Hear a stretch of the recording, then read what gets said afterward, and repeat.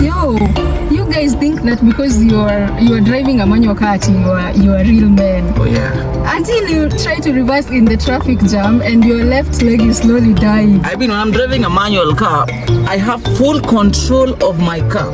I can definitely know when to stop with what gear. And you guys who drive automatic cars, the car controls you instead of you guys controlling the car. With me here under the wheel, I control my car. With you guys behind your wheels, your car controls you. So I feel like us, we have full control while on the road, yo. Welcome back to Terava. So today we dive deep into an automatic and a manual. Which one survives the Kenyan roads and which one is just for the vibes? Well, let's find it together. Subscribe once and for all and enjoy the video.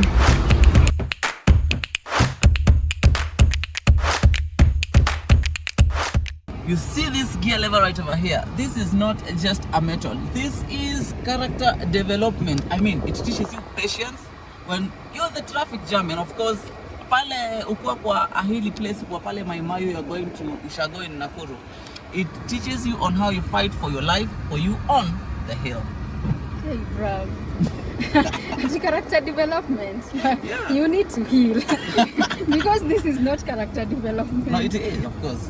So bro, you're talking about the gear level at character development. Nah, you need to heal. Wacha nikwambie. It's trauma. Ushawahi drive kwa roundabout? Like kwa roundabout in a manual car? No, I mean, in a roundabout, you see what you do. If you come in with like the high speed of 5 speed, someone will go in the 5th gear. And then of course you can't get to the roundabout and then you have to reduce the speed. The only thing you do, you just get into the control of your car because you have full control, and then push it like that, push to either gear 2 or gear 1 and continue going around the roundabout slowly and smoothly as you know, focus on your next lane headed to where you're heading to. Well, fellow manual lovers, unajua mrembo hapa anasema sijui automatic is better than what? Well, when you're driving a manual car, ebu uliza kameramani. These guys, do they know that driving a manual car, if it is a specific problems on the gear, utaenda tu hapo and you fix it. Not like the automatic transmission cars that you just pull out the full gearbox, alafu uenda uifix, alafu ikukule pesa mingi. You can even be told to replace the full gearbox. Na ni gear moja tu ndio ilikuwa na shida, gear 1 tu ndio ilikuwa ingi. So you only service gear 1. Second of all, this car, when it comes to fueling, I mean, my guys, it is very efficient, because if the car is supposed to be driving on gear 2, it is not on gear 3, just like an automatic transmission car. You control the car 100%. And then, of course, if you're with the boys pale expressway na watu wa Mercedes AMG wamanza kuleta mambo, beat I'm driving a Nissan March and I have a manual car, I have full control and I can sprint within seconds. Sawa sawa. Cameraman, what do you have to say? Manual boys for the win. Hello. Bro, life is too short. I don't know why you want to make it harder than it already is. You see, in my automatic car, I can even multitask. When I'm driving, I can put on the AC, and guess what? My nails can remain intact. Si kungolewa hapa makucha na gearbox. Nails, that's your argument until your gearbox fails, and of course you'll need a loan just to make the car get back into motion. I mean, we ngoja gearbox itakwambia tunataka 120,000 Kenyan shillings. That's why you'll need you see those app that gives loans, instant loans on the phone. You actually need to download one, have it so that your car can actually move. Be it uliko na mango, uliko Ushago, or even at the parking outside your office. Lakini, what do you choose? Do you choose being uncomfortable, or do you choose smart and comfortable? You choose being in control. Okay, I choose comfort. Well, madam, unajua gearbox yako hapa hivi ni 120,000 Kenyan shillings. Yangu ni 8,000 peke yake. 120 yangoa? 120,000 Kenyan shillings, sio USD na sio Tanzanian. Zile za mama Suluhu sijui nani. 120,000 Kenyan shillings. Lakini unajua gari yako inaweza haribika gear saa hizi.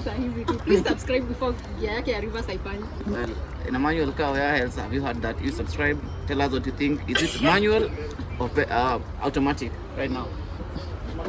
Najua kwa hii gari, the maintenance is quite high. Yes, I know that, because a gearbox can cost 120. Very high.